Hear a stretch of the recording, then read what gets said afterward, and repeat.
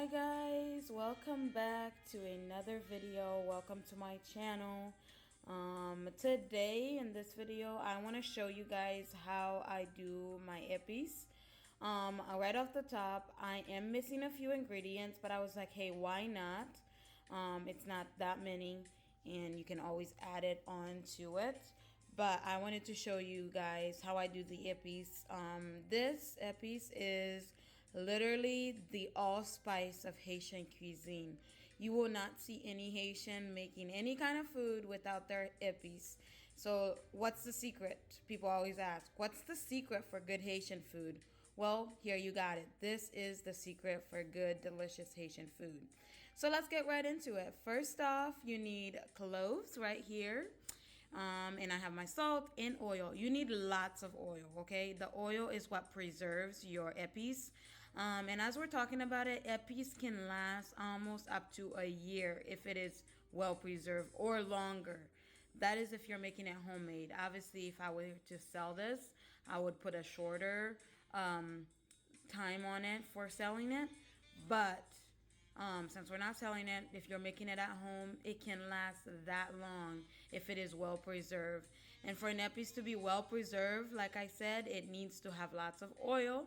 So here you go. I have oil, and this is just vegetable oil. Sometimes I like to add olive oil to it, but this is just vegetable oil. And then you have your shallots right here. That's my shallots. And then I have onions. And then lots and lots and lots and lots and lots of garlic. I cannot express that enough. You need lots of garlic, okay? This is about, I think, 6 or 7 cloves of garlic. I did the hard work. I peeled them all already because it takes a long time to peel. But then you need tomatoes and green peppers, parsley, cilantro, turnips, and we got green onions. Okay, so let me say this. The base of Haitian epis is green onions, okay? You need lots and lots and lots of green onions. And then we have celery. And then you need a blender, of course, cutting board, and a good knife, and then a bowl to set everything or put everything in. The ingredients that I am missing, since we're talking about the ingredients that are missing, is I usually use the spicy peppers. I think jalapeno is what you guys would call it in English. Jalapeno peppers is what I am missing, and I am missing ginger. Now, I don't usually put a lot of ginger in. For what I'm making, I would just put a tad bit, but ginger just gives it that extra spice to it. That is what I am missing. And also, I would add a little bit of basil and rosemary as well.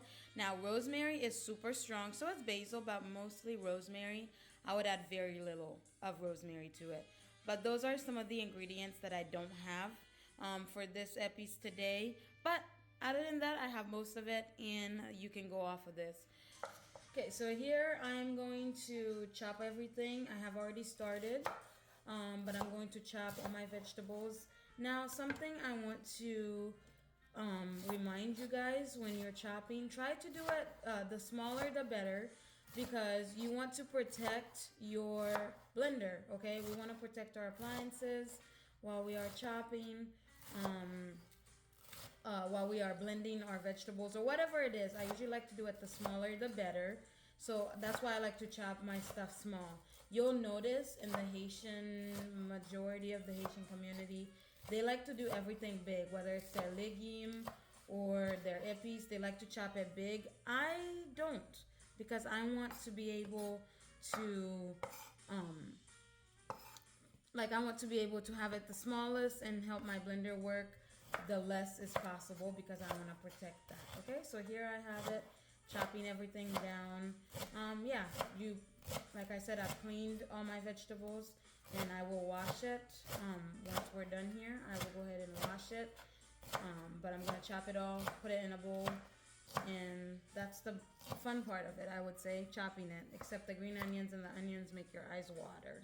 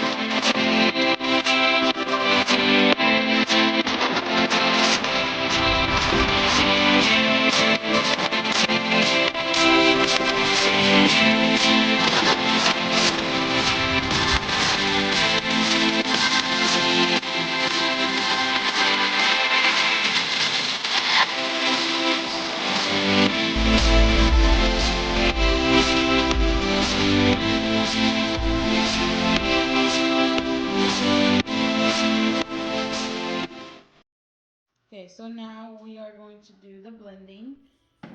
And for that, we will start adding our stuff to it. Now, the first blend, since I have everything in the bowl, it's not going to have everything in the first blend, but it doesn't matter. It will get there. We'll stir it all up together once we have it all blended. So we're going to start out with this amount. Sorry, I'm using my hands, but it's for my family, so it doesn't matter. And I'm making a mess. Okay, and then we're gonna add some oil. So we're just adding the oil to help the blend, just to give some, put some liquid in there. There you have it, and we're gonna begin blending.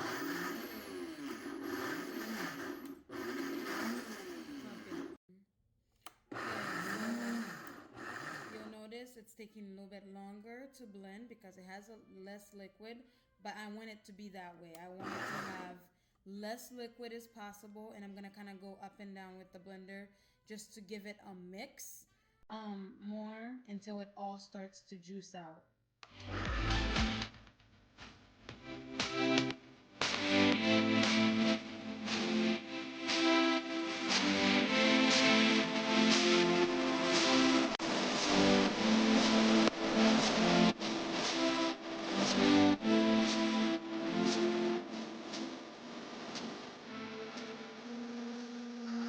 We're gonna add more stuff to it here. Here I'm gonna add more vegetables because as you see the first part is already blended. We're gonna just kind of give it a push down. Okay, perfect. Okay, so we're gonna go for round 2.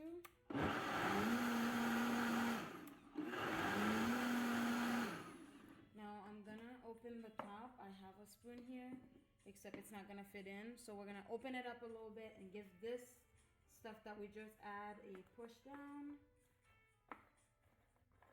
See, just kind of helping it go down a little bit. There it is. And let's go.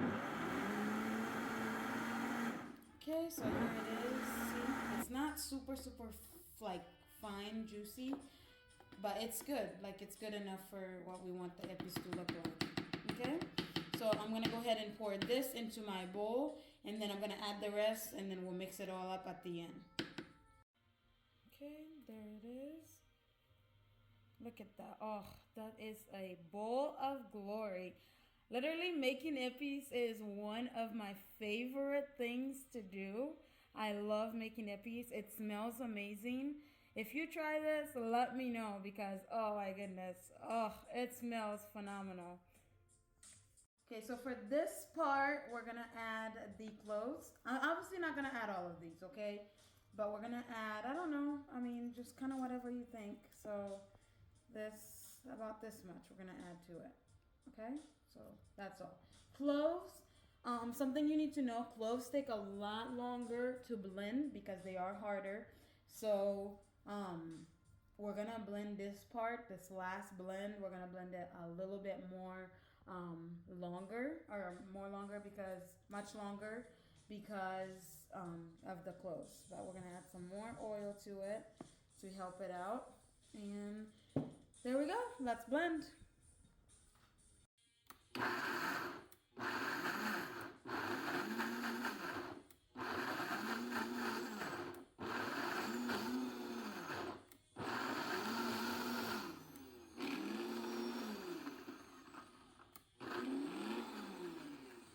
We're gonna use our spoon to help it out, and the blender kind of talks to you, honestly. So I'm gonna use my spoon to bring some of the stuff down because it's like needing something to blend. Okay. Perfect.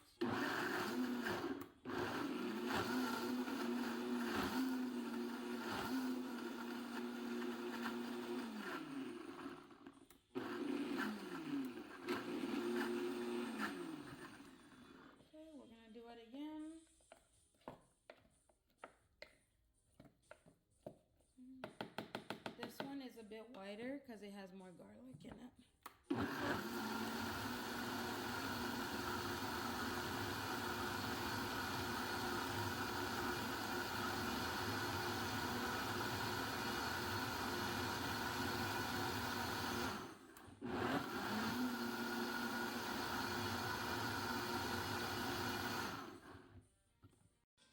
Okay, so we're gonna check while we're doing it. We're gonna check to see if there's any cloves that didn't blend, and there isn't. This is a Vitamix, and it does a good job. So there it is. We're just gonna take it and pour it in to our bowl.